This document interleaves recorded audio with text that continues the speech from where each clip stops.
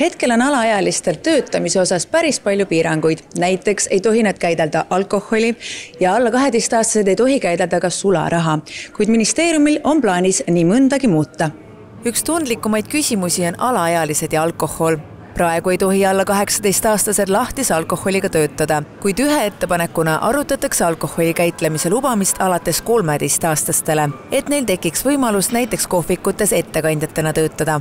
Ma ei tea, see minu arust on veidi kahtlane. Ma ei toetaks seda eriti, sest minu arust see on ikkagi alaealine.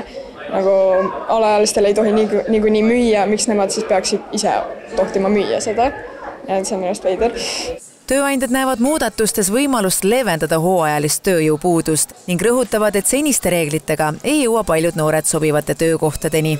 Alla 16-aastast noort on reeglite järgi väga keeruline palgata, et just seetõttu ka leiame, et selline diskussioon avada on õige.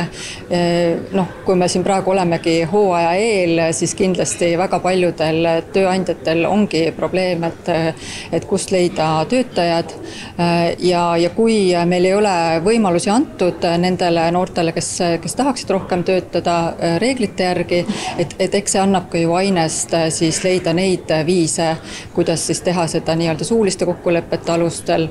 Nüüd soovitaksegi noortele luua laiapõhjalisemaid võimalusi suviseks või muudel vaheaegadel töötamiseks. Meil on direktiiv 94. aastast ees Euroliidu tasandil, et siis väga palju võimalusi ei ole, aga midagi siiski, et saaks näiteks lubada lastel lapsevanema nõusolekul alati töötada suvevaheajal näiteks 2 kuud, täna on 1,5 kuud. Lisaks soovitakse lihtsustada Tööinspektsiooni nõusoleku andmise korda, et noor saaks asuda tööle kohe, mitte alles 10 päeva pärast. Näiteks malevatel on olnud praktilisi muresid, et kui mõni laps hüppab alt ära erinevatel põhjustel, et on vaja kähku saada asendaja, see asendaja on ka olemas ja valmis tööle asuma, et siis selline 10 tööpäeva oodata võib olla liiga pikk, või selleks ajaks on see töö juba läbi. Hotellide ja restoranide liit rõhutab, et muudatused aitaksid tõsta ka noorte teadlikkust sellest, millised on töötaja õigused ja kohustused ja millised ettevõtja. Samuti aitaks suvine lisaraha teenimise võimalus ära hoida raha otsimist alternatiivsete meetmetega, mis võivad tekitada riski, et noori ära kasutatakse.